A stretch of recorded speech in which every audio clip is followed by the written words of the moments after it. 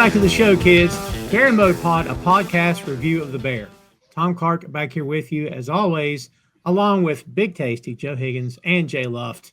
We are back today, kids, for episode number 3 of season 1. We hope you've been looking forward to this because we've been looking forward to doing it. And we've got a lot to get into here today. It's, I was going to call it a big episode. It's not big as in there's a bunch of stuff that happens. But, man, there's stuff that happens that's planting the seeds for things that's going to happen later on down the road and kind of circle back to. But we'll get into that here a little bit today as we go along. Gentlemen, before we get started here, Jay, you're my default guy. I think I've made this clear. I'll promise to stop saying it at some point, maybe. But you're my default guy to throw it to. Are you calmed down yet? Are you still shaking from watching this? How's your nerves right now? I think I fucking hate everybody on this team. Except for Marcus. He's a sweetheart, and I like it for him as well. But everyone else just seems like awful people. Even Carmy, to a degree, seems like a bit of a dickhead. But like, now you're starting to get it, Jay. Now you're starting. I've worked in that industry. I know everyone's a fucking arsehole, so I should have expected this.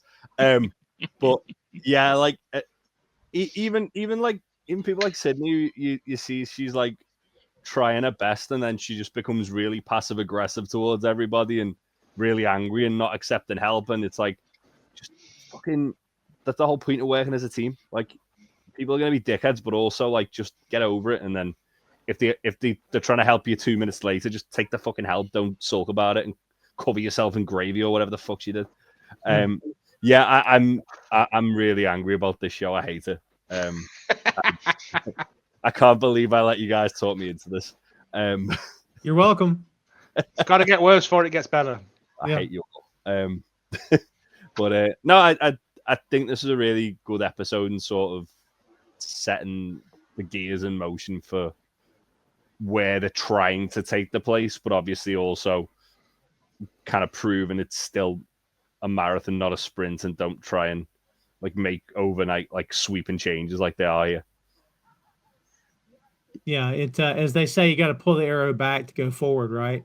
Mm-hmm. Yeah, there's a lot of world building that has to be done with this show before we can really get into the meat of the characters and find out how people can change or if they can. Because, as we did with the TED show, there were question marks in the beginning of that show, guys, whether or not any of these characters could change. So I feel it. I have some deja vu doing that show with this one, and sort of remembering like when I first watched The Bear about how I don't know if this person has a chance, and then you sort of go along on their journey and see if whether or not they can change. Joe, what do you think about coming back into episode 3 here? What's your thoughts? I'd forgotten how awful everyone is. I can understand why Jay hates it because Sydney and Marcus are the only likable people, really, because everyone else is kind. Well, Ibrahim as well, and the 2 pot washers, but they don't really feature. But yeah, like everyone else is just a jerk, and I get it. It is, you're coming in, you're doing all these big changes. It works the way it has been working, sort of. But yeah, I just. It's good to go back because I've full disclosure, I've finished season 4, and to go back now, it's very, we've come a long way. I've not tackled season 4 yet, and I think I might try to save it. But if I try to save it, I'll never see it because, our sessions are going to take a little bit of time to get through, of course, which is fine. So, Big Tasty, let me throw it to you here. If you were on this crew at this point in time, would you be able to stick around? Would you see Carmy's vision, or are you one of the guys in the back going, this guy's a joke, I don't even want to be here? Like, what do you think you'd be right now? I think it depends on like where how you felt currently. Like, because I think there's a clear, like, there's a divide, isn't there, between, as Joe said, like Marcus, who like he clearly like he's a little bit younger, like he clearly wants to better himself, he wants to go somewhere. But then you've got guys like, or people like Tina, specifically. I think that's sort of in the kitchen anyway. She's like so not institutionalized, but she's so like set in her ways, and she's so she's so like I've said this before. Like some of the people in the show in this job, they're in survival mode, where they think this is the only way that we can make this work is by doing it the way that we do it now, and trying to do something different is such a huge risk, and they don't want that chance of failure, and maybe they don't trust themselves to be able to do that. Like Marcus is the only person in that kitchen currently who thinks that he can push himself, and thinks that he can do more. And he does it in this episode, like he's saying to Sydney, like, look, I can make a cake. And she's like, can you? And he's like, no, but I can learn. Yeah. But that all comes from Carmy saying, yeah, that bread's good. I put water in the bottom of the oven, it'll help it. And he's like, no one's ever given me anything before. And now he wants to sack the bread off and buy it in. And now he's, he wouldn't want to just make cakes all day and mess about with plums. Yeah. Now he just wants to do pastry and shit. So, you know. That's it. As we find out, he becomes. He gets it's one of those things, isn't it? Like, he's almost saying, like, look, I can add value here. I'm worth more. Yes. You don't need me to make bread because bread's bread. Like, cake is money. Cake is value. Cake. $5 for a slice. Six with ice cream. Yeah. Because they fixed the ice cream machine from last week. Good point. Yeah, it's amazing. Marcus is already. I mean, Marcus becomes your favorite character. I kind of feel like, guys, we had to have one domino to fall by episode 3, or who in the world would come back to watch this? If everybody on the show was awful, like, I'd be like, yeah, I don't think I'm going to watch this, but at least Marcus is a redeeming kind of character here. You know? I feel like he did, though, in episode 1. Like, there was that really nice moment at the end of episode 1, and then he seems fully on board, and then this episode, it feels Marcus and Sweeps are both kind of, like, completely bought into it because Tina's fuming about it. Yeah, you look like you're in a cult. Yeah, they both look really happy with the patrons on. But yeah, like it's you can see things are starting to shift, but there's that much friction with like some of the older people who like older guard there. I think Tina, like Tate said, Tina's is out of fear, and Richie's is just because he's an arsehole.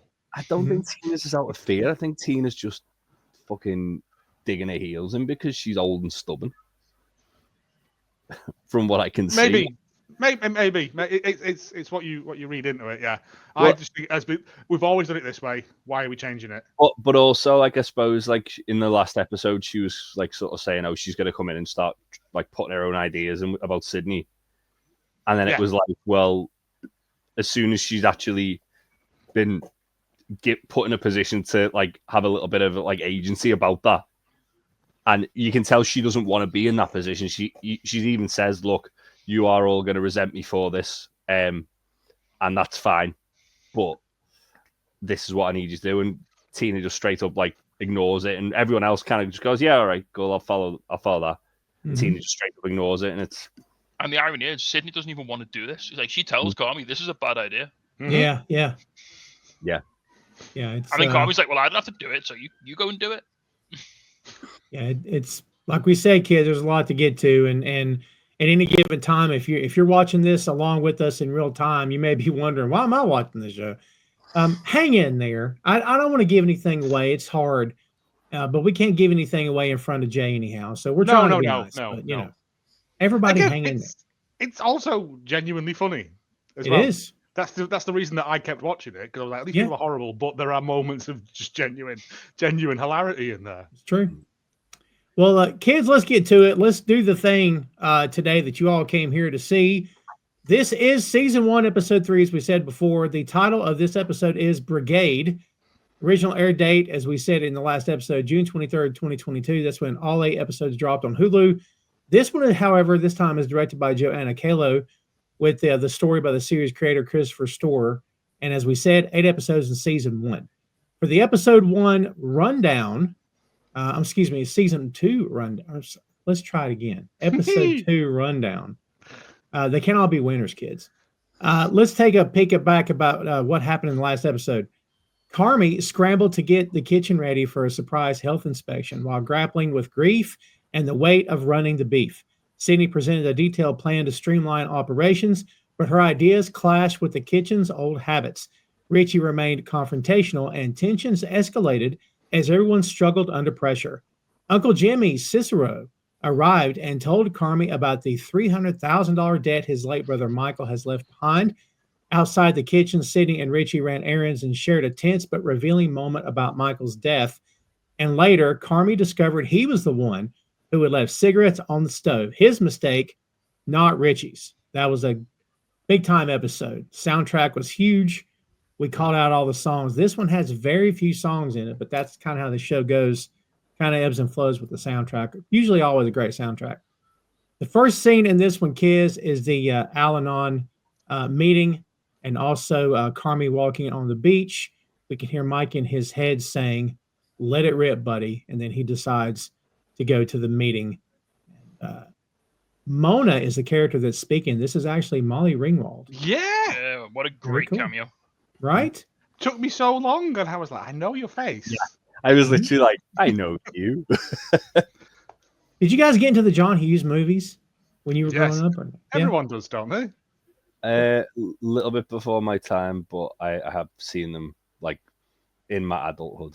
Only ever saw Breakfast Club. Never saw 16 Candles. Never saw Pretty in Pink or any of those ones. 16 Candles is fantastic. Yeah, Breakfast Club's an all timer. Like it is for sure. There is no Shermer in Illinois. Those are some great movies, man. We've done a few of John Hughes flicks on Tom Clark's Six and Podcast. Shameless plug. My apologies. Let's get back to it.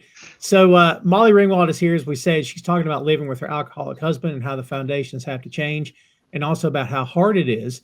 She's angered herself for playing a part in his abuse, but she realized the best thing was to keep her side of the street clean because she couldn't fix everything. That will come back. This message resonates as Carmy looks haunted and then cuts back to the original beef, and it's chaos again. Guys, it's quiet. Molly's the only one talking, and then chaos because it's the bear, right? Mm-hmm. I mean, the dichotomy between both those scenes is insane. That kind of sets the tone, doesn't it, for this entire series, I think. It's the peaks and troughs of it. It's the quiet moments of reflection, and then just the insanity of that restaurant. I suppose in a way as well, that's kind of like a metaphor for obviously he's in an AA meeting, and then he's going like you're obviously in like the sort of safeness and the calmness of that, and people kind of like-minded and supporting, and then you literally leave and you have to fend for yourself, and it's just anarchy, and that's kind of like a really good like sort of like metaphor of the tonal shift of that. Where he's gone to that, and then he's instantly left. It's like Richie's screaming at him about like stuff, and it's just like, yeah, here we go. But it's but at the same time, like going to a meeting like that's supposed to be like quite difficult, and it's meant to be quite a big step, and it's meant to be like quite this like sort of really serious undertaking. But like you say, Jay, the way they present it is almost like that's the calm, safe, serene place, and then your place of work, which is meant to be somewhere where you kind of feel comfortable and you're kind of able to just sort of get on with it. That's presented like it's an absolute war zone. Yeah. So it's almost like the opposite of what you'd expect. Like you think, oh, it'd be easy. Going to work's easy, but going to like deal with all these problems with around addiction and family that's the really hard part.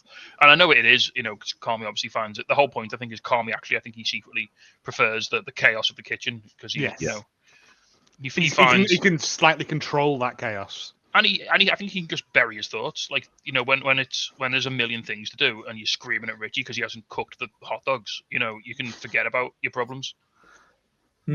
I was talking to Joe and Tom before we started about this. I wanted to fucking punch Richie in the scene. So much. I was getting so much PTSD from working in bars where like you've got people like shouting a drinks order to you. It's like, have you put it on the till? Then put it on the till, or I'm not making the fucking thing. And this is exactly get a ticket. Ticket, no food. That's exactly what's happening here. And I was just like, I'm completely on Sydney's side with this one. Yeah. And again, Richie's running that old school style. Like he knows all the regulars. He's talking to them. He's like trying to. He's swinging his dick around a bit, isn't he? He's trying to be like. I feel like Richie's like got the potential to be really good front of house, but like he just needs to stop being a knobhead. Oh boy!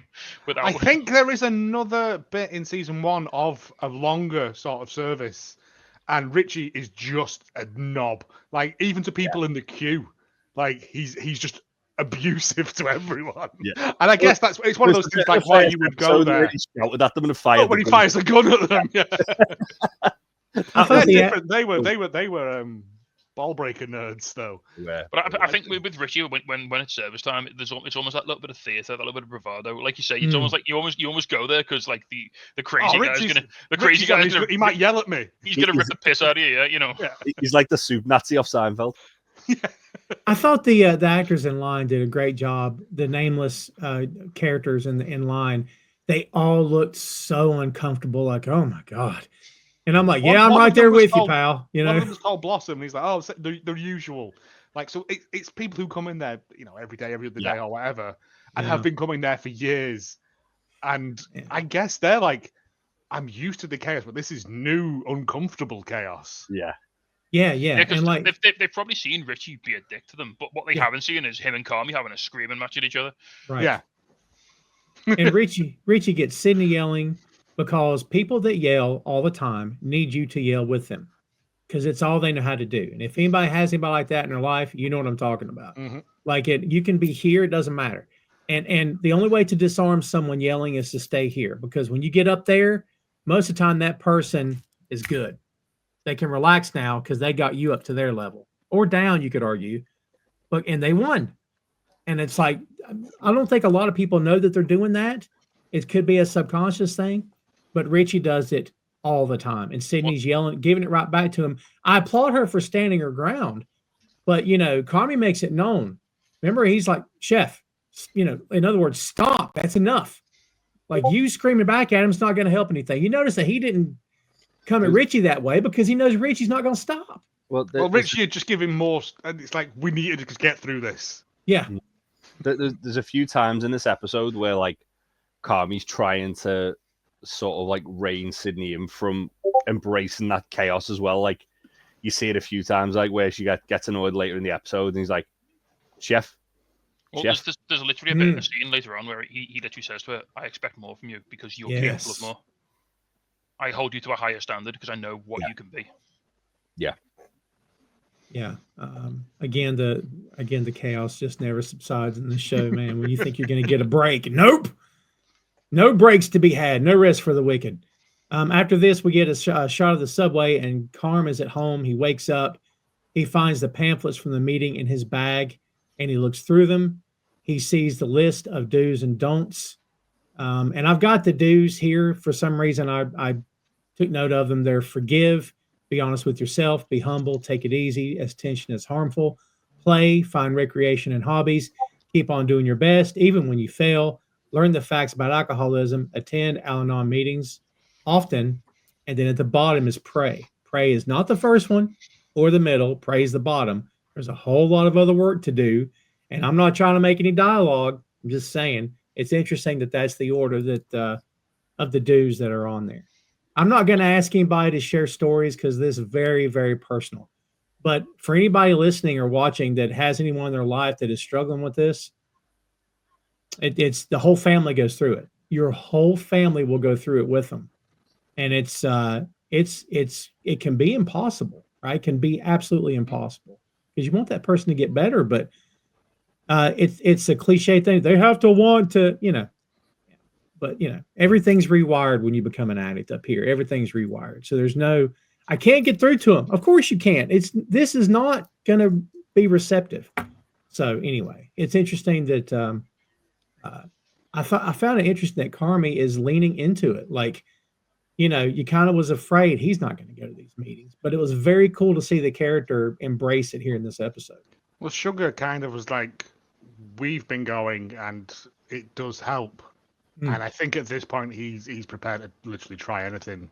Yeah, because they're incredibly. I mean, it's a dysfunctional workplace. It's a dysfunctional family. Anything's better than nothing, isn't it? True. And what he's doing, like obviously where he is, like the job he's took on, like it's impossible not to see Mikey and everything that he does. Like every time he goes into, like he's looking over the, like when he's looking over the bills later and like in the book, it's all his brother's handwriting, it's all his brother's words. It's like you must be like seeing him 1,000 times a day in like everything that he does. Like every time he turns a corner, every time he looks at like an invoice or an overdue bill, he sees his brother's handwriting on it. It must be so hard, like to sort of be reminded. And we get another example of that coming up in a bit later in this episode where there's a moment that really hits him really hard. Yeah. If you or someone you know is struggling or needs support, help is available right now. In the United States, call or text 988 to reach the Suicide and Crisis Lifeline. In the United Kingdom, call 116-123 to reach Samaritans. The help is free, it's confidential, and it's available 24/7. Don't wait. Reach out. Someone is ready to listen. So the next scene is the kitchen. Carmy comes in. Marcus notes that he's early. Carmy says he couldn't sleep. He discovers Marcus has hung photos from Carmy's fine dining pass at his station. Carm's good with it. He notes that one of the plays takes 12 people to do because it has 4 sets of plum in it. Marcus put these pictures up. Because he knows that Carm's the real deal. He's already realized this. We said a while back that Carm got him in the first episode, which I believe he did. Yeah. But I found it interesting also that as he's talking to him, Carm is flashbacking, and he's seeing Joan McHale over his shoulder, and like he can't talk about those days without sort of PTSD. But I also love that Marcus is really into this. He's absorbing it. He's paying attention. He's very into it. I love that Carm just gives him like a little reality check. He's like, "Oh yeah, you know that dish that takes 12 people." Yeah. Like people. It takes 2 people a whole shift each just to make that reduction. It takes one person 6 hours of stirring that so it doesn't catch fire. It's like it's almost like he's like, I don't know if he's trying to put him off, but he's sort of preparing him for like, look, if you want to go down this path, this is serious shit. You know what I mean?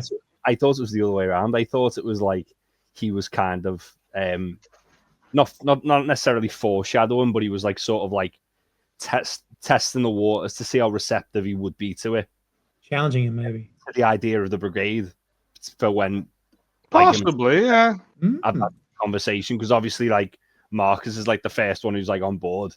I think what you can definitely say from this scene is that Carmy's definitely sort of locked on to the fact that Marcus is the most receptive guy here, and he's a guy who he can not mold him, but he can sort of like take him along with him on this journey.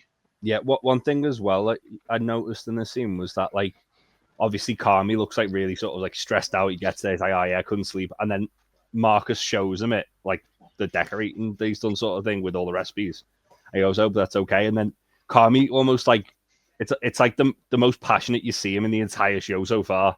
Like he gets really like receptive to it, and he gets like it is a two-way street. Like he's more forthcoming to Marcus about talking about that, and he's almost like a sense of pride. Yeah, when you see him talking about these components of the dish, you see like a little bit of weight. He really lights up. And he's sort of like, yeah, like you say, he lights up a bit, and he's like, he's really like into the conversation. And then Sydney shows her like credentials as well when she sort of chimes in. Yeah, it's really good. Nice. So you have this moment with the 3 of them. Like these are like the core, almost like if anyone's going to sort of step up, it's these 3, isn't it? They're like gonna, totally. You guys like plums? I'm not a plum guy. I love plums. Really? Plums are smart. Love plums. Maybe I need to give them a chance. Y'all make me feel like I'm. What's wrong with you, Tom?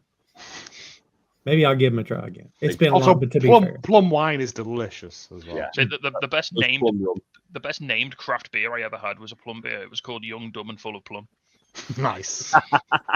That's wonderful. That's wonderful. Yeah, he also mentions at the end of this the sauce about the consistency of gummy bears and that no one could ever do it. But one day a sous chef just hit it. Marcus asks how, and that's when, being your point, that Sydney instantly names the veal fat trick, which is cool. This takes us into the French Brigade. Carmy pulls Sydney into his office. Before he can talk, Ibrahim walks by, and Carm asks why Michael wasn't ordering the bigger cans of tomatoes, but he doesn't know. That'll come back as well. He actually says the 10-2s, and Ibrahim's just looking at him like, English. And he goes, "Can you speak in English for me, please?" And he explains it, and it's like, well, actually, like that makes more sense because obviously in bulk. But then he's just like, "I had no idea what your brother was doing half the time. God rest his soul." Yeah.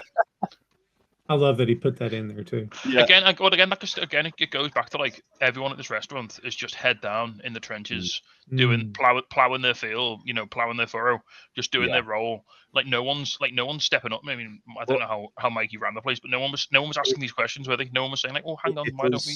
It does really paint a picture that like while Mikey was alive and in charge of the restaurant, that like it was very much on survival instinct, and everyone was operating on survival instincts. And then Carmy's come in, and he's like this big shot chef who's been in New York, and he's brought in Sydney, who's like clearly got like the same sort of like level of ideals because she knows who he is.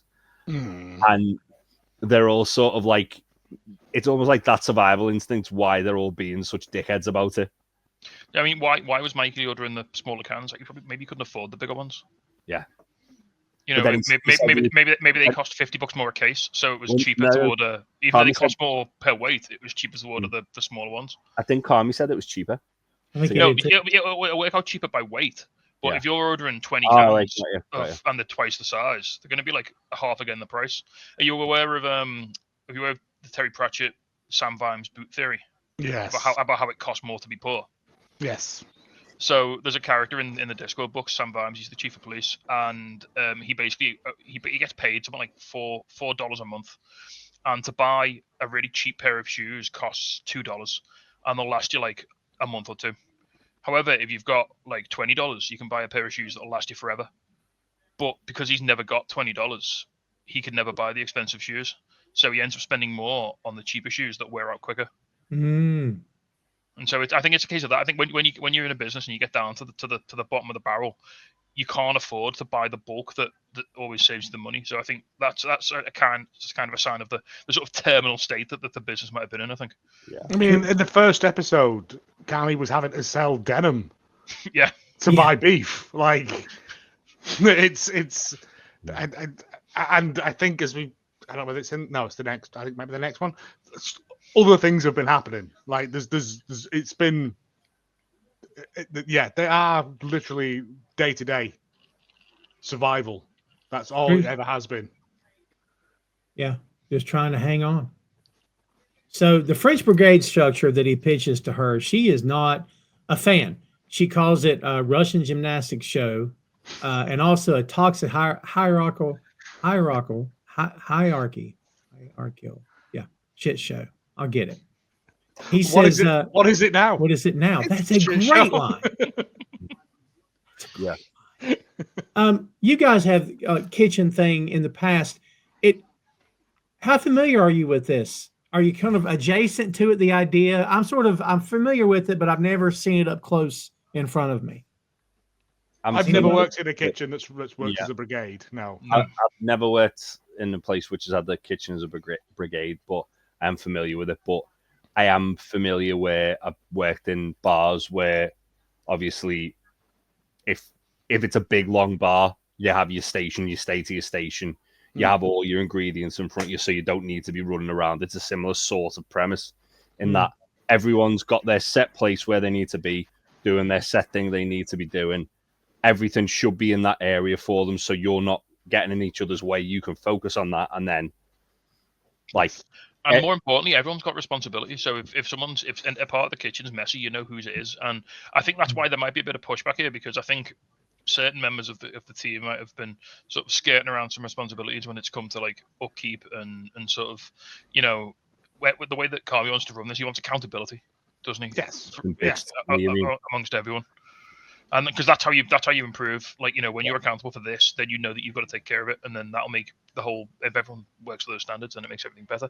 But at the moment, everyone can kind of go, because it's chaotic. Everyone just get away. Oh, no one's cleaning that because 5 people have used that pan, so anyone could have maybe not cleaned it. Was the start of the last episode, wasn't it? It was after service, and there was just stuff everywhere. Yeah. And it's with this, people are crossing over each other. People are walking past each other. People are going to different sides of the stations, and you're on meat.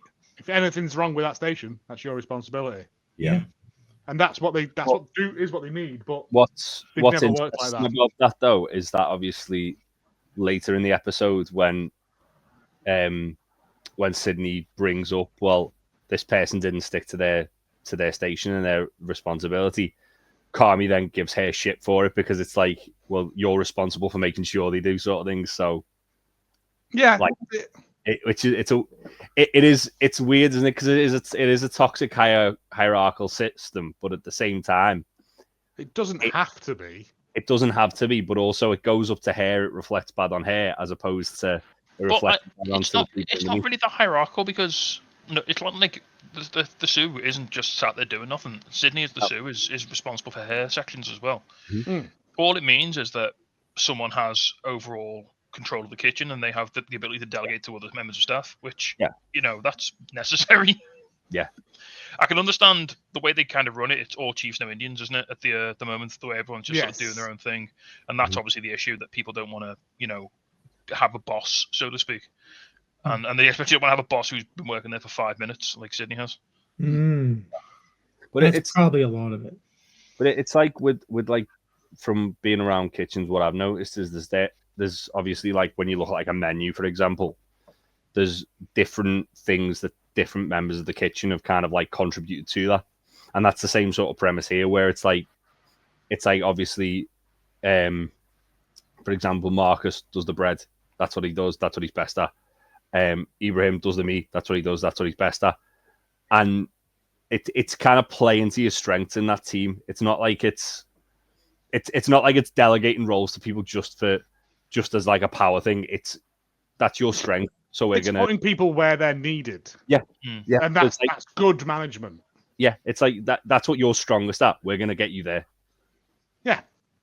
Well, she makes her objections known, and he essentially is not listening. And that's a problem. That'll come back as well. And, I don't really feel like he was blowing her off. I thought he made good points. But, the character did not agree entirely about how it was handled. And because of something that happens in a bit. Because basically he says, I can't keep yelling at them. It has to change. Again, he's not wrong. And when he hands out the aprons and tells the team, he said, I want to change the system. I want to harness it. Great line. Like, I don't want to take a crap on what you've already done. I want to help make it better. Let's use what you've done. Let's point in another direction. That's a great way to look about it. Refine and you guys hone it to a sharp edge. That's what hone it. The phone's ringing the entire time. Yeah. And again, things are layered here, and then you come back to them. He talks about the French Brigade, and Richie comes in and immediately takes a massive dump on it. And when he starts, Tina, like, he gets her. She's like he's the instigator, and she's like the kid on the playground when two bullies they're bullies facing the kid. She's like, did you hear what he said about you? That's her. Like, she can't wait to see the fight. Like, and Jay, I get what you mean when you said earlier. I think you were messaging us saying, I hate both of them. Like, hate Richie, hate Tina. So I'm a noted Richie supporter for most of this, but like, what he does in this scene is so damaging. Yes. Again, maybe it's because I've been in situations like that where we've been trying to introduce a new idea, and there's someone who's worked there for like part of the furniture, and they're kicking back and they're kicking back. It's like, well, you haven't actually tried this. You haven't even heard us out what we're suggesting. You just instantly like, nah, not gonna do that, and that just cuts it off at the legs, like, instantly. Yeah, Richie's in such a position here. Like, he's the guy who's been in the trenches with them. He's got all this like respect built up. He's got all the, he's got the hearts and minds, and he can really push this. And if he says, "Oh yeah, let's give it a go," everyone will be on board. Mm-hmm. Yeah. But because it's Carmy's idea, he can't handle it. So that's like, the thing. No, it could have been the best idea ever, and he would have come in and gone, "No, we're not doing it," because it's Carmy's idea. Yeah. It could have been, "We're all going to space," and he would have still, "No, we're not." Like it.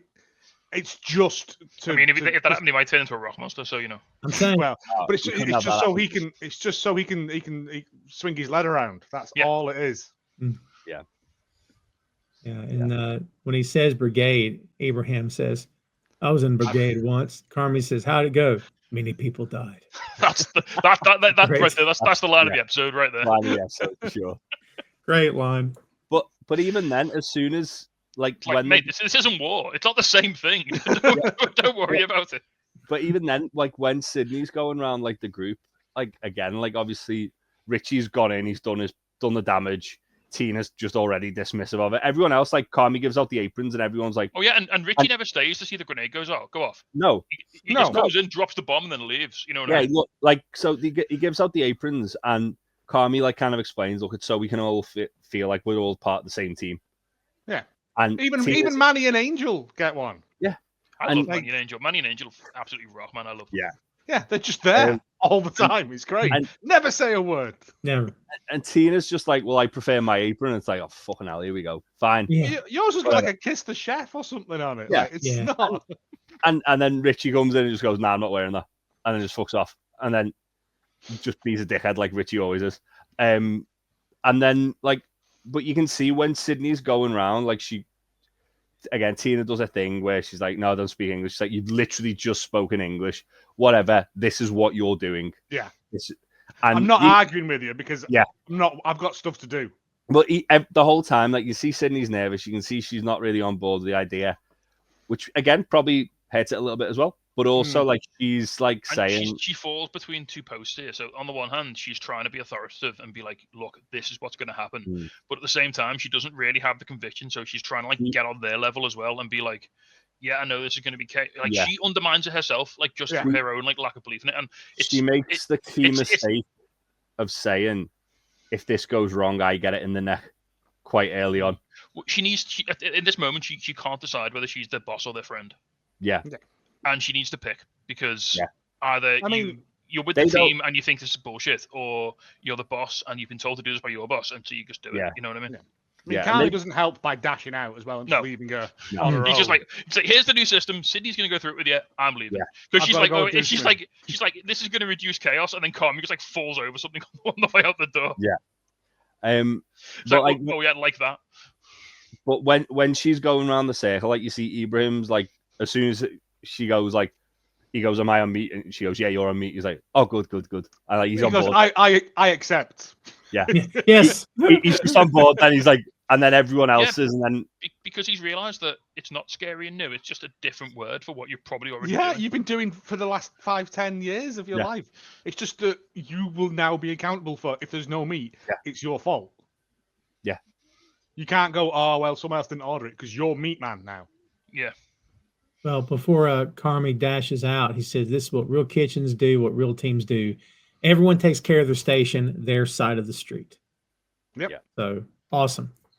And the positions are Carmy is the chef de cuisine, Sydney is the sous chef, Tina is the garde manager, Ibrahim is the chef de partie, Marcus is the patisserie.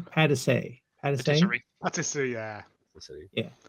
Carm finally answers the phone. Someone named Nico is looking for Michael. Oh, doesn't Sydney also say she's going to be saucier? Yeah. Which I want that as a job title. I know, that's great. Just go around going all the time. Hold your pinky out when you drink something. It seems like a type of job where you've got a silk dressing gown, doesn't it? Yeah, you've just got like a cigarette in a holder, just making some gravy. Like that. Yeah. Anyway, that's the kind of role that someone walks into the room before you do, as a way to present you. You know what I mean? You have people with you. So the phone call with Nico, this is before Carm left for the meeting, because this guy named Nico, who evidently couldn't have been Michael's best friend because he doesn't know Michael's no longer with us. No, it doesn't fucking sound it, does he? Yeah, and Carm just like says he's not there. And Richie comes in, asks who was on the phone. When Carm tells him there's a moment, and he's like, he's an idiot. I'll take care of it. Because he kind of presses him. Carmy's like shook as well off this. Like, absolutely shook. Well, he says, there was just a moment where I thought Mikey was still alive. Yep. And Richie... And like you said, he sat there looking at these books, and he sat in the building that he built. You know what I mean? Yeah. And he sat in Mikey's old in his office in the middle of his world, basically. Yeah. And when he tells him, it felt like Michael was alive for a second, Richie goes, "No thanks." And I thought, to his credit, I don't think he's being a dick when he did that. I think he just, like everyone else, he's not processed Michael's death. Yeah. No. So I think he tried to kind of laugh it off, and so it wouldn't affect him. Maybe. But but also, like, if, like, obviously they kind of allude that this Nico guy is like an unsavory character. And maybe if this guy's like calling for Mikey and like Richie's saying, "I'll sort it out," like maybe Richie knows what would be happening if this guy's calling to speak to Mikey and knows probably nothing good is going to come of it. There's almost a bit of panic from Richie. It's like, oh shit, no, I'll deal with this. Really rattled about it, like, to be fair. But as you said last week, Tom, this is like, or last episode, this is like another one of those moments where, like, you see, like, Carmy and Richie, they're actually quite nice to each other when there's no one around. Yes. like because they've got this shared trauma of Mikey dying, and they both like when Carmen tells Richie what happened, like Richie's like really quite stripped back, and he's like, all right, I think he says like, I'll hit him or something like that, doesn't he? Yeah, something along those lines. Yeah. And he's like, yeah, which means I'll call him. Yeah, but he's like, I'll take care of this. Like, don't you worry. Like, I'll deal with this. I'll take this away. It's clearly something.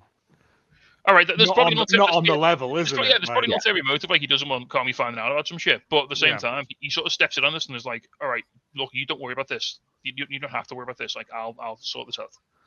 Yeah, but again, it kind of like goes back to the point we were making in the last episode that a lot of the stuff that Richie's doing is performative. Oh yeah. It's not because he doesn't care about Carmy, because you see when it's just the two of them, they are very like not close, but like they're very like sort of friendly with one another. They care for each other. But it's not just Carmy. It's when he was one-on-one with Sydney. Like it's whenever there's more than two people in the room, he's an absolute bellend. Because he has to be top dog. He has to be. Yeah. It just spills out. He can't help it. Like it's almost like again, it's almost like a defense mechanism. I think it's like 100%. It's masking all of his crippling insecurities and his trauma and all of that by just being the loudest dick in the room. Guy's a real piece of shit. He is. Real piece of shit. Doctor's note. He hasn't even got a doctor's note, Joe. He totally is.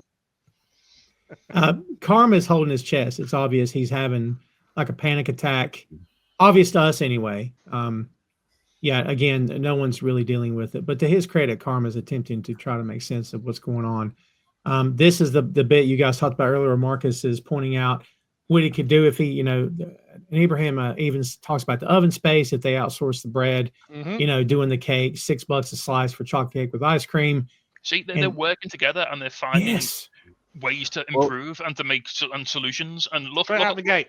Well, that's one thing that Sydney says. Like when she's going through the whole system, she does say at the end, like, and at the end we'll reconvene and we'll see what works and what doesn't work and what we can do to improve it. So even though it's like a sort of hierarchical system, it's very much a sort of like team input and a team creative process of how can we improve this to make life easier for all of us. Nothing about this sounds like a dictatorship. It all sounds very open and very democratic and very open to input. And well, it's not the way they've done it for so long. That's the thing. It's just fear of change. It is. Yeah. And I don't think it helped, even though Richie crapped on everybody, including her. She goes, Richie can do whatever the fuck he does. Like, had she just said, and maybe Richie could be front of house, and then move on. But instead, Richie can expedite, or he can, Yes. Instead, she takes a shot, and I'm Richie like, out the kitchen. Yeah. Yeah, you're kind of going to his level in front of the staff. Like, that's probably not a good idea. Well, he heads out. Carmy heads out and heads to the church where the meeting is. And then we're right back to the beef again. Sydney goes in the cooler just to take a breath, like she's looking at something, which I have done. So many fucking times. So many times. You just got to cool off for seconds. Just go and have a controlled cry in the walk-in and then come back out. Yeah, that brought back some memories. She points out Tina's supposed to be prepping vegetables. Tina doesn't care. And she's also not wearing the blue apron. At this point, we hear Into Deep by Genesis that's playing in the background. And the whole apron thing is what it is. But again, Tina is obviously not on board. And if you guys notice that this kitchen set is bigger than episodes 1 and 2, because it's like, I guess the show's creators wanted to get over the new Brigade style workflow. And I don't know that they could actually make that work in the set that was built beforehand. So they kind of made the set a bit bigger. The first episode was filmed actually in a kitchen, and then they realized they couldn't get the shots, so they put it on a soundstage. So it will look slightly different because they can pull away sections for exterior shots and stuff. But yeah. Abraham, I keep wanting to say Abraham, seems to be on task with what he's doing. Sydney accidentally gets cut by a box cutter at her station. Tina tries to help, which I found interesting that Tina would come try to help. For some reason, that threw me. Like, why would Tina care? Tina should be, oh, you got cut. Ha ha, you're an idiot. You know what I mean? Like, She's not horrible. I don't know. Like, She's pretty horrible. Someone getting wounded I is think- different from. I think it's because didn't she do a similar thing with Carmy when he cut his finger in the first episode? And like, it's one of those things where she's like not like she doesn't want to see anyone getting hurt, but at the same time she's like very pushed back. But even then, like when Sydney's like gets a bit frustrated about it and like says, oh, "Can't you just clean up after yourselves?" and Don't leave Stanley knives with the blade out. That's like safety 101 anyway. And goes, she goes to like sort it out, and it's almost like because like she's kind of like rejected Tina's help. Tina then goes completely vindictive and fucks with the heat on the stove. It's like, well, you didn't need to do that, did you? Like, well, that's hazing, isn't it? Like, there's this hazing which is like stealing the onions or fucking with stuff. that's pranks. But then when wasting a load of stock and she actually cuts herself, like that's like you almost see like I don't know if we know at this point, but Tina's got a child. She goes into like mum mode, doesn't she? And it's like, oh, let me maternal protection. Yeah, let me just help you with that. Or like she when Carmy cut himself, same thing. As soon as someone hurts themselves, she's straight in there and she's all the walls come down and she's like, okay, this is the common ground. Don't want to see someone get hurt. Let's But it's like self-sabotage. Like she's doing that. It's not gonna benefit her that she's fucked with the heat on that. But she's gonna blame it on. Yeah, no, it doesn't ruin it. It just makes Carmy think that Sydney's made a mistake, and it makes a bit more work for her. Yeah, but that's the thing as well. Like when Carmy and Richie both come in, and they both say this, it should be on a low heat, and it's like she's getting Carmy to side with Richie by doing it, but it's like it doesn't benefit anyone there. It's only her being a dick. It makes Sydney look a bit stupid because I think the problem she's got is that Sydney thinks that she's better than everybody else. Even though that's not the case, because Sydney's a lovely person. But Tina's like, well, if I make her look stupid in front of Carmy, then that'll bring her down a few pegs. Right. Yeah. I was going to say, when in reality, it's that Sydney's on the same page, like the same page as Carmy, where she wants the place to do well and she wants to improve the place. Yeah, and Sydney's too nice. Sydney should be screaming at Tina's ass because she's not doing her fucking prep. Yeah, that's it. She tries, and that's it, but she's not like assertive enough. And also Tina has. Again, she's the mother of the group. Everyone else would rally around her. Like, she knows what she's doing. She's deliberately being obtuse. Yeah. And again, in a way, like a child, seeing how far she can push Sydney and what she can get away with. And yeah, Sydney should have just bowled her out there. Have you done the vegetables? No. You can do them? No. Like, you should have gone, well, you fucking are. What are you going to do about it? But what are you going to do about it? What are you going to do about it? It's your job. Like, it is one of them. But again, from the meeting they had, this is a losing streak straight from the start. It is. She should have just gone, right, well, that's your job and you're doing it. If you're not going to do it, go home. Yeah, right. Yeah, it's going home. Well, yeah, days pay missing. Yeah. Oh, yeah, for sure. Yeah, because it's horrible, but assert your dominance. Yeah, we've all rule with an iron fist. We all work with people who don't want to do the job. Like, I don't want to do my job. Yeah, but this people who are like actively like, again, this is probably why I dislike Tina, because I've worked with people like that who are just sabotaging the team for the sake of being stubborn, for no other reason than just, I don't want to fucking do that. I don't want you telling me what to do. I used to work with someone, and you'd ask them for help, bit busy on the bar. Go, can you do us a favor? Can you just like grab me this from the back because I'm running out and I'm in the middle of doing an order? No, get it yourself. It's like, but we're a team. You're literally stood there doing fuck all. I'm helping a customer rather than fucking us around. Can you just go and do your job? And it's like that. Not technically my job. Yeah. Oh, I know. We've all worked with people like that. And it's one of the most frustrating things because it's like you're just making everyone's day worse. Yeah, absolutely. Yeah, and in the midst of all the kitchen stuff back and forth, Richie's outside talking to someone. We assume it's Nico because that dude looks pretty shady, but we never really come back to it. He does call him Nico. That's right, he does. You can go hear a little bit. I think he's seen if he wants to go bowling later, cousin. He That's well, it. The funniest thing I'll ever say. Oh, that's a deep cut. I was gonna say it's very deep. That's outstanding. Well done, Joe. So Carmen's not happy about the stock boiling over, and that's when everything happens, of course. And Marcus ends up taking the onions, and because she walks into Carmen's office, and he's like, he had an idea about outsourcing the bread. And she's like, "Yeah, we're already on it." Like she'd already had, because Marcus had mentioned it earlier. But communication.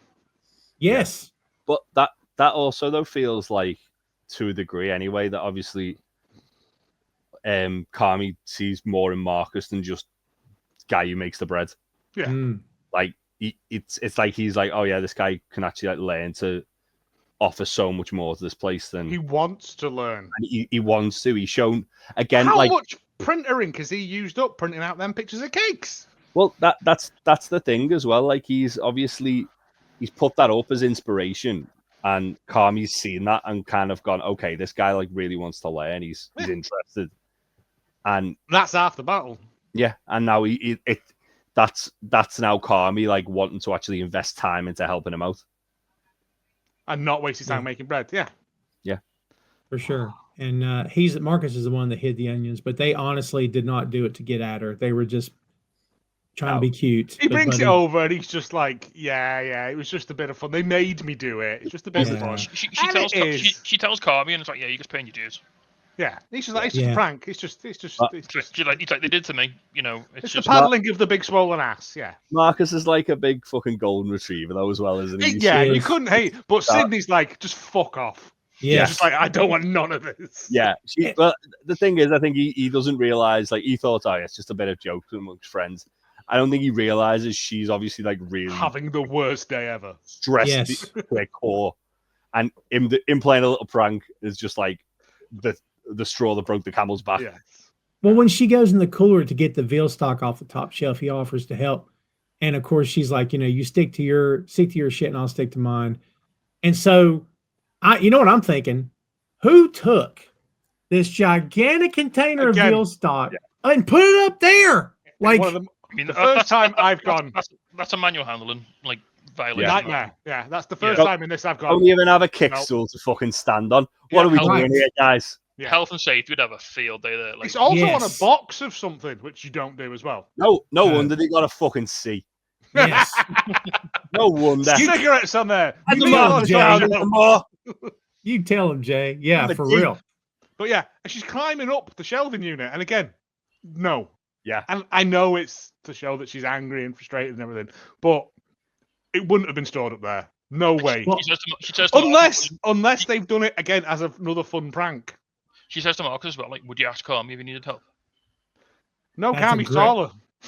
No, I think she meant it like I'm a girl. Is that why you're offering to help me? Yeah. Well, earlier in the episode as well, like you can tell he's just genuinely trying to be like, it is probably like a health and safety manual handling thing of him going. But she spent this whole episode being like attacked for like what she's trying to do, and like she's been pushed back on like the entire episode, and obviously she's in this really defensive mode where she's like, no, look, I may be a woman, but I can do all of this. I can do this. This is fine. I'm just as capable of you as you. And obviously, as Joe said, being a strong, independent woman doesn't make you 6 inches taller, does it? Sadly. No. I also think Marcus is genuinely trying to apologize for the onions. And Marcus is a tall motherfucker. Like if he wants to get the thing off the top I'm shelf, sorry about the onions. I'll help you get the gravy down. Let the thing off the top shelf.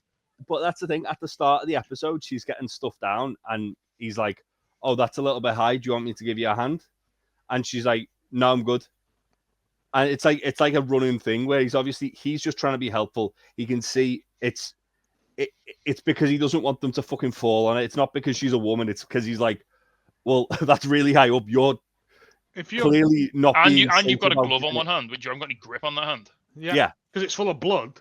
It's a big squishy mess, that now. Like she's clearly not being safe about it. No, but also it shouldn't be stored in those locations as well. From a manual handling perspective, this is a nightmare. The fact that she's having to reach up for all that stuff is not that walk-in good. is not even full either. There's plenty of space. There's loads of space in that walk-in. The amount of risk assessments I've done where that would have fucking been a fail instantly. You're like, move that now. Don't put it on a fucking box. Don't put it on the highest shelf. What? I want to know what was in that box You because put I've the heavy been stuff cross at the bottom of the contamination fucking there. fridge. Yeah. Yeah. And also, I don't recall because I think it had the word veal stock labeled. I don't think there was a date. There was no date on that container either. Glorious shit wasn't a date on there. It's not even day dotted as well. Oh, mate. Right, that's another Shut it down. These suckers are getting a fucking F at this point, guys. Get Ramsey in there. They're getting shut down. I'm calling environmental health. See, on the TED show, Jay was our football expert. On this show, we've all got experience in this area. We're all raging about the cooler. Do you know what I mean? Like, the cooler. It's impossible to be angry in a walk-in cooler. But I saw he spent like half an hour today redating everything we had in our fridge. End of the day job. Yeah. Gotta be It's a lot. It's a lot. Carm's back at his desk, and I love when, by the way, real quick, when Marcus comes in with a handload of bar towels. I'm like, bar towels are a precious commodity. I'm not throwing 20 on the floor. I'm getting a mop. Okay, it's just me saying it. You need a bucket. You need a scoop, like a yes. You need some blue roll, some absorbent paper. Blue roll's expensive, my friend. I do think this is kind of by design by Marcus because she's like on her hands and knees, just kind of like panicking, and he gets down and he's like just kind of like just so you can have a quiet word with it without like broadcasting it to everyone. And just says, just keep going. Just keep going. We're good. Yeah. Just keep going. And I love that when he comes in, like, there's no judgment. There's no like, oh, I could have helped you with that. Or I told you, or anything like that. No, he is a sweetheart. He is just trying to be supportive, trying to be helpful, trying to be a good member of the team. He's the only fucker there who's doing that. I think you've lost your 20-litre tub as well because that's cracked a buggery. You can't use that. I think it's at that point though. He probably realizes actually she's probably really stressed out there, isn't she? Yeah. The onions was a bad idea, Marcus.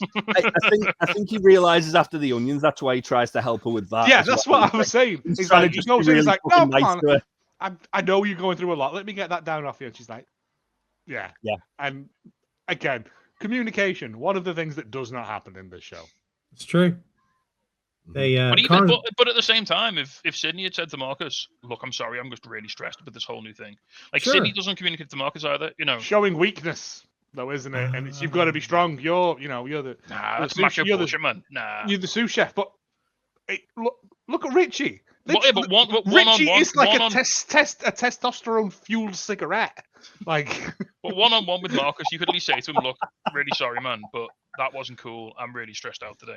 I know. And normal people would. And if it was working how it should do, you could do that. But in her defense, she's still learning who they are. Yeah. Yeah.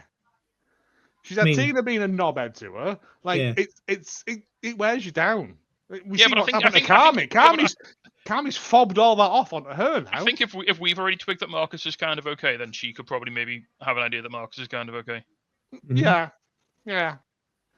But I don't think she's seen what.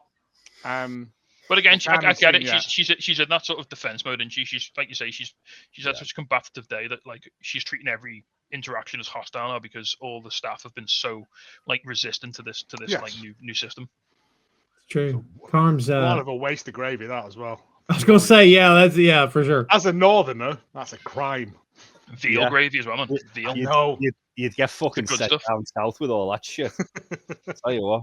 And that took a lot of work. That wasn't a little saucepan of that was. That was probably like 2 days worth of gravy for them. That at least, Man, if that was Wigan, they'd have a national day of mourning. All with brown armbands on. So in case we're not aware, for Tom and any American listeners, Wigan is a town in the northwest of England. It's not far from Joe. It's in Greater Manchester, or just outside of Greater Manchester. I think it's technically just outside. It's between here and It's between Liverpool and Manchester, basically. A little town, very famous for rugby. They have a very good rugby team. Their sports fans and affectionately known as the Pies, because Wigan is basically the pie capital of certainly the north of England. I would say all of England. Tell them about a pie, butty, tasty. So they do what's called a Wigan kebab, which is where you take a pie and put it in a bread roll.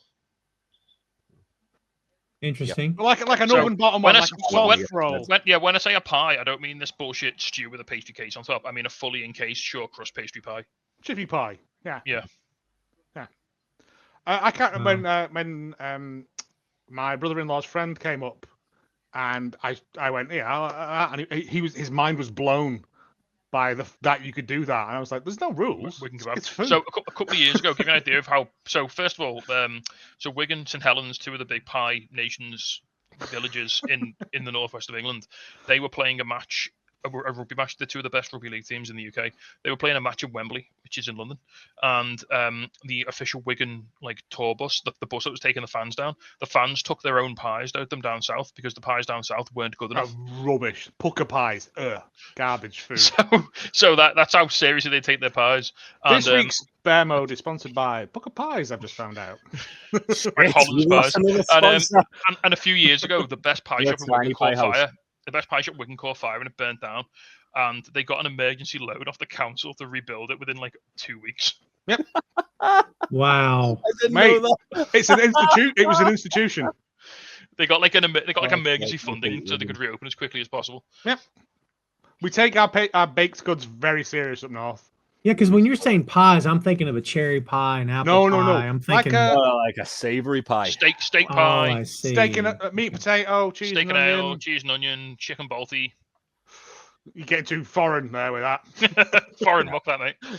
No, meat potato pie, stalwart, delicious. Yeah. Well, Scotch once again, pie as well is also delicious. Yeah. Don't let the Scottish say that. It's also, Tom, as opposed to an American pie where it's usually served cold, it's served hot. Yeah. With chips, gravy, peas, mash, whatever. That's more of a southern thing. Pie and mash. And liquor, which is an abomination. It's like fish sauce. No, it's parsley sauce. I can't have parsley sauce. It makes me heave. It genuinely, even thinking about it, is making my throat go. It's awful. And you said it's cold or hot? Well, hot. Hot. Good. Yeah. Goodness. Oh no, it's like a hot meal. Good. You can have them cold as well because they're cooked, but they're better. Well, yeah, but still. Like a pork pie. You'd have a pork pie cold. Honestly. You can have pork pie hot as well. A lot of. Ooh, I need to get you some of the pork pie, black pudding, and cheese pies. Yeah, you fucking do. Yeah, boy. But in a lot of pubs, they'll do pie. It's usually a pie minute an hour, isn't it? You do it. Yeah. They'll do pies and they'll have them on a heater just on the side. Oh man, the hot pie shelf. I've not thought of that in years. Yeah. So there's a no chain one's of pubs. sure how long those pies have been in there. No, there's a chain of pubs in Liverpool that all do hot pies behind the counter, and they're they're from Slatherwaite's, which is a pie shop up in Crosby. Ooh. Which pubs? Which ones? All the anyway, let's move away from pie chat and get back. I mean, I could continue this for a very long time. Joe, next time you come to Liverpool, we'll take you to the Lion Tavern and we'll get you a pork pie because they have the best pork pies there. They sure do. They sure. It's like the size of an apple. It's amazing. Yes, that's what you want. Yeah. It's only been 7 hours since I've ate, so this is that's killing me. That's hot water pastry as well, which is and the jelly. Got that jelly in there as well. Yeah. So in the midst of all this, Carmen's at his desk and the books aren't right. He sees something's up. He's wondering what his brother did. He even says it out loud. He calls a number from the book, but it's not in service. And of course, Sydney's at the sink. Her finger's bloody. I do like real quick when back in the cool when Marcus tells her just keep going. I mean, again, he could have said, to you guys' point, he could have said, I told you, if you just let me help you. But that's just not the kind of guy he is. So I like what that. What would that accomplish as well? Thank you. It's just more animosity, isn't it? Yeah, right. The bit where she takes as before we started recording, I was saying, there is nothing worse than cutting your hand when you're prepping. Because you've got to wrap it. It's something we've all done. Everybody here has all done that thing. We've cut ourselves, and we haven't got time for a plaster. So you just get a load of kitchen towel, and you just wrap it up, and you just squeeze it as hard as you can. Yep, rubber glove over that. That'll do for 10 minutes. Hopefully that'll clot pretty quick, and it won't bleed too much. And it'll be Man, I think it was duct tape. I was taping my finger up one day at work. I had to, I remember once cutting my hand, and it was really busy. It was basically a glass had broken, and I'd not seen it break because people didn't clean as they go. And I just put my hand down and then got a big cut across the the palm of my hand. And I was literally trying to make drinks while bandaging my hand in blue roll. It's a Bloody Mary now. Yeah, but just before I could get off the bar to get someone else to replace me because it was just that chaotic. Yeah. Yeah. The worst one I ever saw was a pot wash who put his hand into a sink that someone had dropped a knife into. Oh, And that's slashed his arm. That's That's a I've big done- no-no. Yeah. Oh, Yeah. I know that. It wasn't me. But You didn't put the knife in there? Let's just put this No, razor no, sharp no, knife I'm into this foamy I am sink. I'm a safe, competent worker. So Yeah. I It's an once agency chef who'd done it. I once worked on a bar launch with a guy whose first ever shift in a bar was then, and he put the glass wash in. He put a fucking fruit knife blade up. Jesus. I went like that to pull the thing out, right, like ran it in. Knife nearly went through like that fingertip. I don't know if you can see that on there.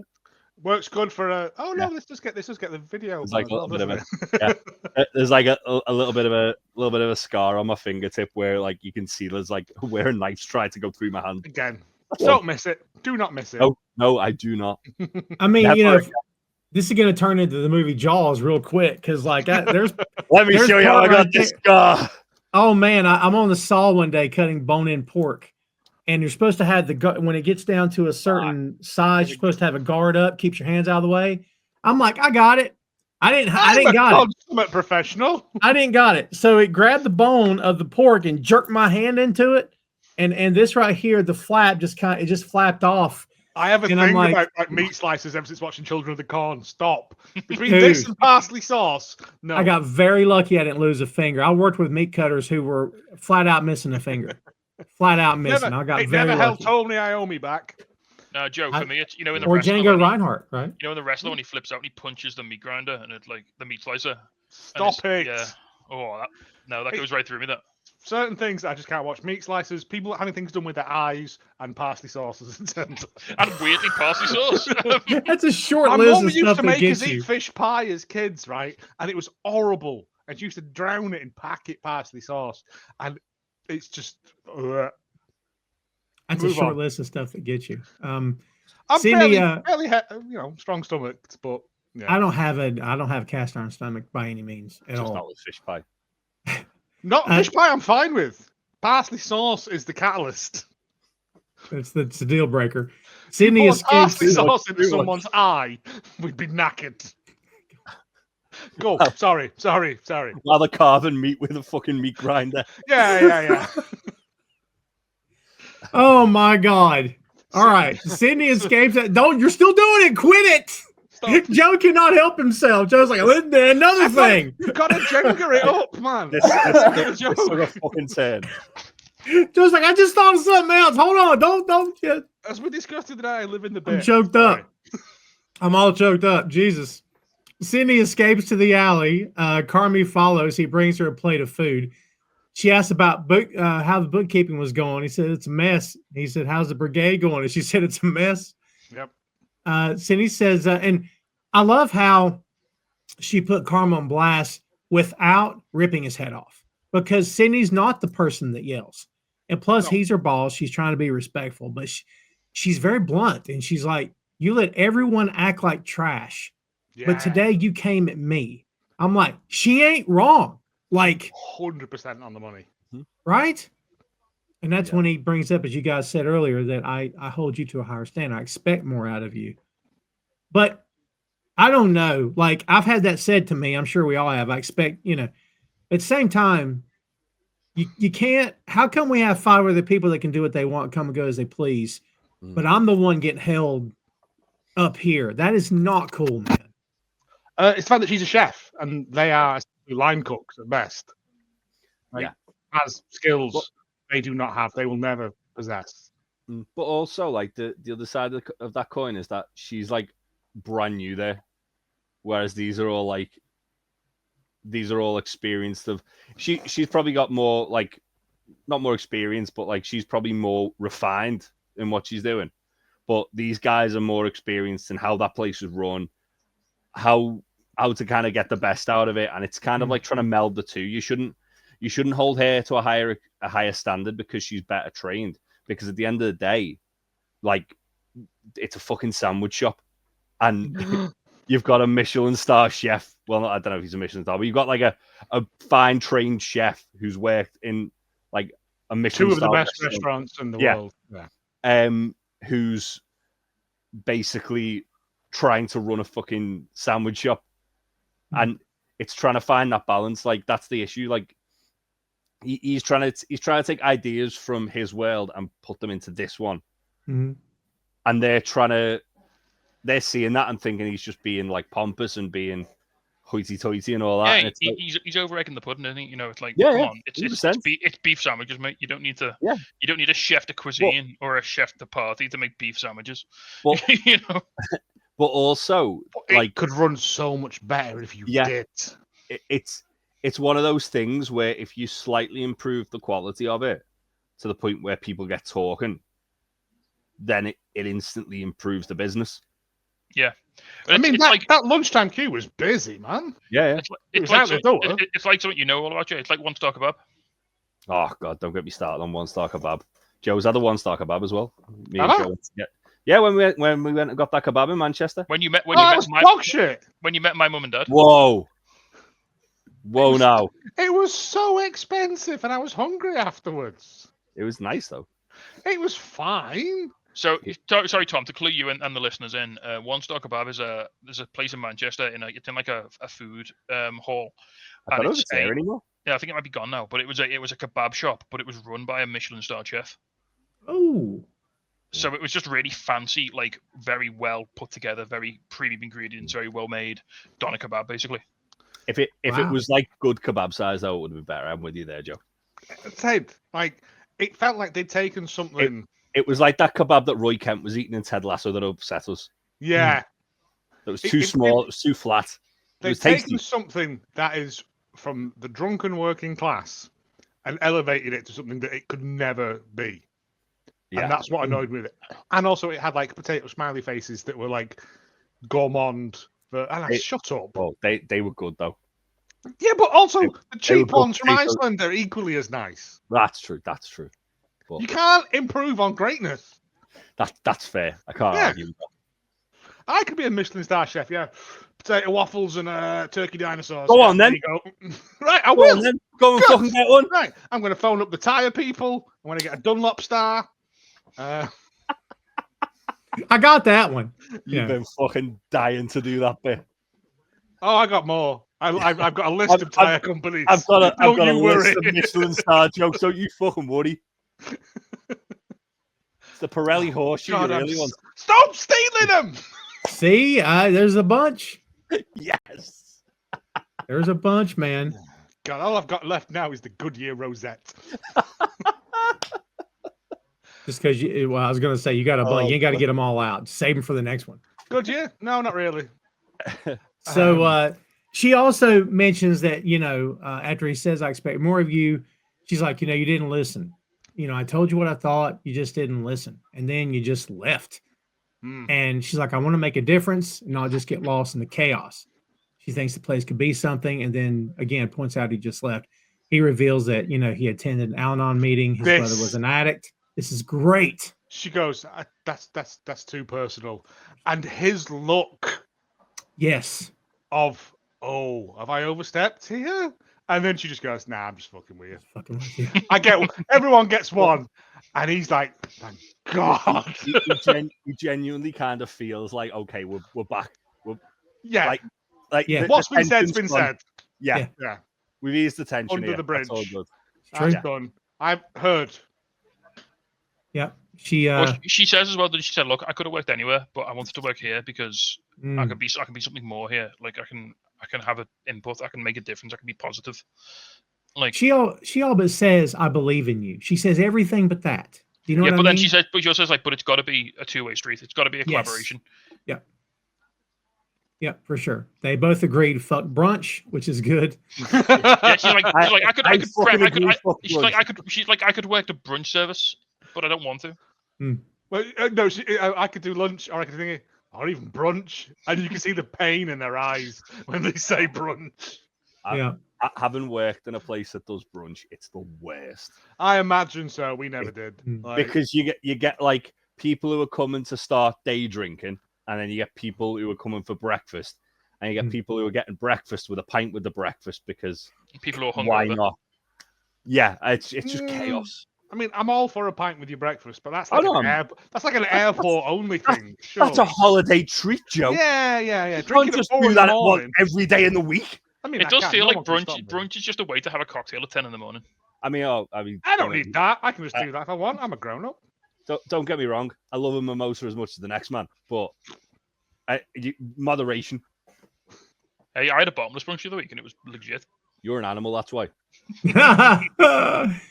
They also both agree they're going to get slammed that night. Then Carmy, yeah, I love that. It's like, yeah, do you think we're going to be right tonight? You're like, no, we're going to get ruined. No, Like, yeah, we are.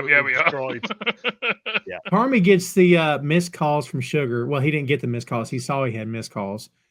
Who leaves him a very sweet voicemail, hoping that she's okay. She's checking on him, and it's Michael's birthday. And the episode closes with "Oh My Heart" by REM. I found it interesting that the birthday wasn't mentioned one time throughout the entire episode. It makes you wonder, did he remember? Well, or did he just like not want to acknowledge it, or did he? I don't know. Genuinely Maybe that's why he went. I'll go to the meeting today because it's my birthday. That's what I was thinking. It's never explained. We don't need to know. It leaves it open to interpretation. Yeah, that's fair. Yeah. Yeah, that again, great music choice to finish on as well. Like, I agree. Yeah, I'm not a big REM guy, but you said last time, Tom, like they really nail the music in the show. Like that's one of the things they do so well. Like it's not necessarily what you'd think, but it always nails the mood. Like yeah, and it's a different mix. Sometimes it's 90s alt rock, sometimes it's jazz, sometimes it's hip hop. It's just a mix. That's why I love the soundtrack so much. For sure. Well, kids, there you have it. There's episode 3 in the can. Done and done. And hope you enjoyed that one. Guys, before we get to the final thoughts, we're 3 episodes in. And Jay, we started with you. We're going to end with you here, just about. If you weren't doing this show, and if you hadn't had everybody saying, "Oh my God, you got to watch The Bear," freaking Jay. I mean, Jay, would you have would you 3 episodes? Would you be like, I don't know if I can keep doing this? Do you know what I mean? I definitely think that I don't know. It's weird because I think I'm watching it like one a week as we're recording this, just to kind of peel the curtain back a little bit. I feel like it's harder because obviously it makes me very stressed out to watch this show because it reminds me of working in that industry. Because they dropped this whole show in one big clump. It all came out on the same day. So if you I remember when it did, and me and you record the podcast, and you're like, "I've literally just watched this afternoon. Couldn't recommend it enough." And I was like, "Yeah, I'll check that out." And then when I saw it was about, like, ooh, that might be a little bit of. Because I think I watched this originally in like a day or two. Like, yeah, we did it over like a Saturday and a Sunday, like a weekend, because it's like 8 30, 40-minute episodes. Yeah, I'm pretty sure, like, because we did the podcast in the evening, and you had like the day off. I'm pretty sure you like just done it in an afternoon and told me about it. Yeah, because I think Sarah was away or something, so I was at the house to myself, and I was like, I'll just plow through it, and like that was intense. Let me tell you. Yeah, I couldn't binge it though. That's the other thing. Like, I do. It's one of those shows that I do find myself like when it's like queuing up the next episode. I'm like, nah, I can't do that. I need a break from this fucking chaos. I think I probably would have got around to watching it eventually, but I do think it's a very difficult watch based on.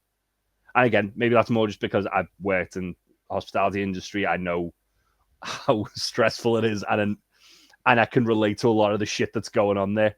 Thankfully, I've never worked in a kitchen, but I've worked in, like, as I say, a bar environment, which is very similar. So I think it would probably be me watching it the way I am now to a degree. Obviously, not spaced out over a week. Just not watching multiple episodes in one go until we come back to do our review of season 1, when I just binge it and have a nervous breakdown watching it. Right. Yeah, that's fair. As we said, we pointed out many times, and we'll continue to point out as we go along, kids, that this is a very stressful, very chaotic show. But for anyone who is watching along in real time, first of all, thank you. Number 2, hang in there. God, I wish I could say more. But this show will reward you for hanging in there. So maybe that's saying too much. But everybody just hang in there if you're watching it for the first time. Yeah, it does. And then it kicks you. And then it goes, come on, get up. And then it poofs you in the balls. And then it's like, nah, only messing. Like, it's an up and down roller coaster of nonsense. It is. But it's very much worth it. To Joe's point, we and Tasty, like we did it over like two days on a weekend, and going back and watching it on a weekly basis before we record this, I think is beneficial because you pick up more on stuff and you get back to thinking about what's happened and stuff. I've had my wife, because we finished season 4, my wife asking me questions about it, and I'm like, "You watched the same program I did? Like, what do you think I've got some secret insight?" But I think, Right, yeah. But I think, especially this show, when you watch it all at once, when you binge it, it has a tendency to go sort of all blur together a bit. Yeah.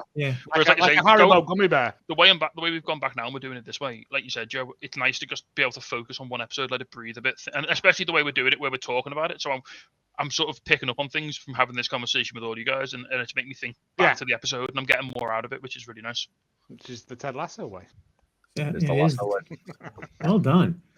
Well, that's going to do it here for us today, kids. Before we get gone, for real this time, guys, let's go around the horn with final thoughts. Big Tasty, what you got?